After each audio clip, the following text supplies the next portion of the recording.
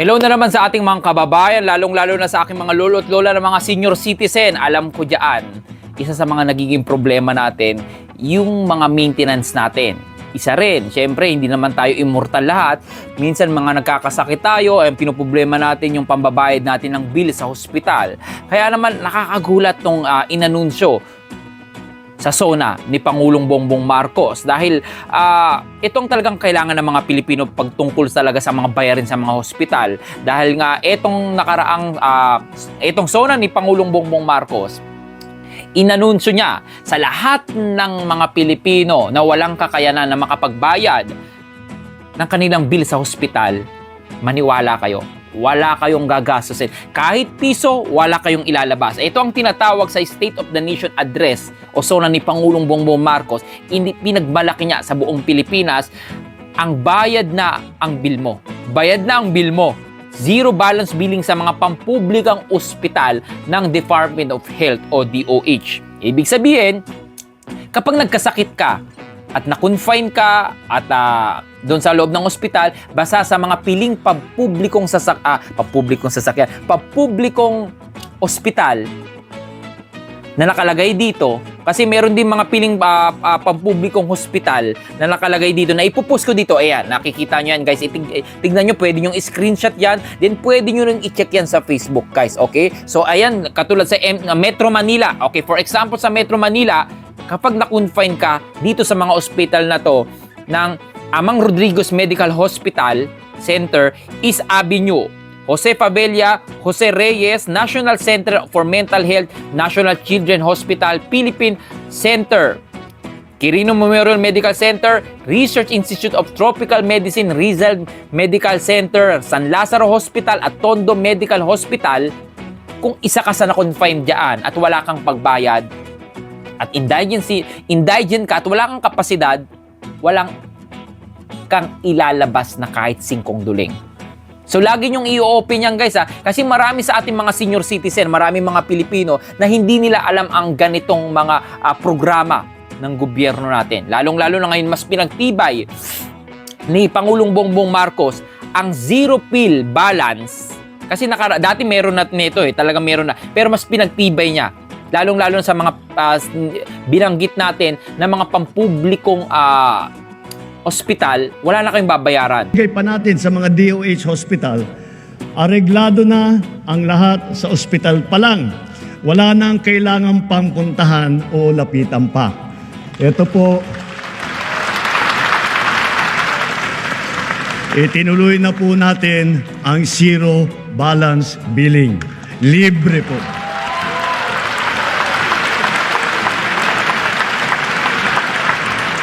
Ibig sabihin, ang serbisyo sa basic accommodation sa ating mga DOH na ospital, wala nang babayaran ang pasyente dahil bayad na ang bill ninyo.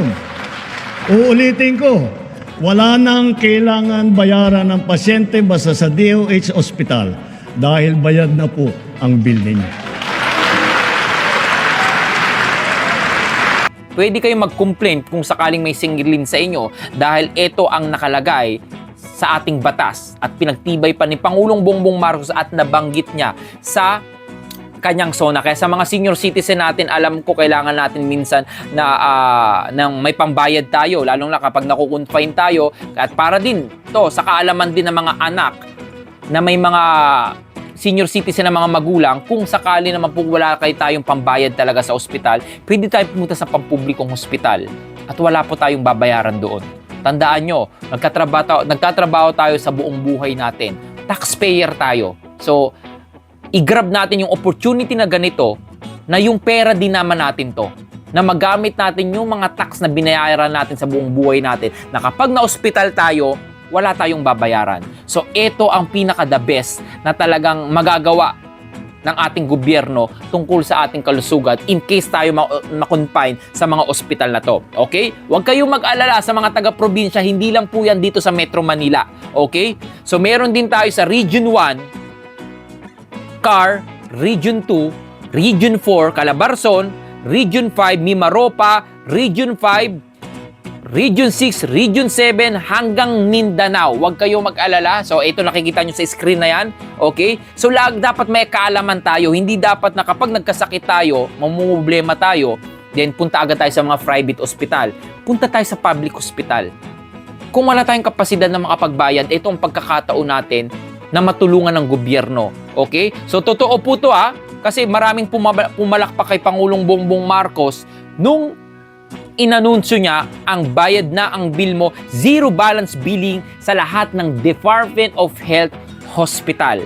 So alam ko may mga nanonood ngayon dito na medyo first timer na nalaman nito. Yes po, kung mayroon kayong mga nakakonfine na mga kamag-anak nyo, kaibigan nyo sa mga hospital, na mga pampublikong hospital, meron po na billing po, zero billing po. Baka hindi nyo nalalaman, nagbabayad kayo doon, so zero billing po. So ito po ang pinakamaganda para sa akin na narinig ko sa zona ni Pangulong Bongbong Marcos, lalong-lalo na vlogger ako ng mga senior citizen, sa inyong mga lolo't lola ko, na i-grab nyo to. Meron din tayo mga libreng gamot sa mga senior citizen, sa mga health center para sa mga senior, may mga discount. Marami tayong mga pribilehiyo ng mga senior citizen. Kaya sana i-grab natin ito kasi alam ko retire na tayo at nagpi-pension na tayo.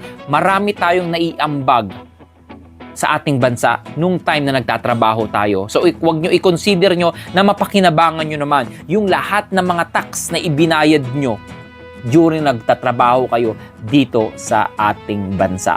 Okay? So magandang para naman to guys, kung gusto nyo mas mahigit nyo maunawaan kung ano ba tong zero balance billing ng ating gobyerno, pwede nyo i-search sa internet.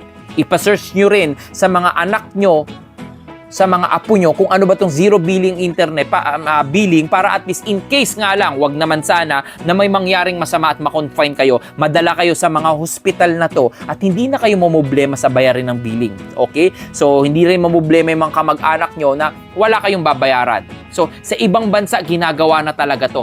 Akala nyo sa ibang bansa na, mabuti pa sa ibang bansa, walang binabayaran yung ibang mga residente nila kasi yung gobyerno nila sila ang nagbabayad. Meron din dito sa ating bansa. Ang zero billing nito, matagal na itong ipinatutupad. Kaso, kulang lang sa kaalaman yung ibang mga kababayan natin na hindi nila nalalaman na merong ganito. Kaya nagdadirect agad sila sa private. Ang nangyayari, sinasanla nila yung mga property nila, kung anong meron sa kanila, nangungutang yung mga anak nila. So, ito na ang pagkakataon natin kasi kahit pampublikong mga lugar din to, okay? Mga ospital din to, makakapag-provide ito ng magandang serbisyo para sa atin.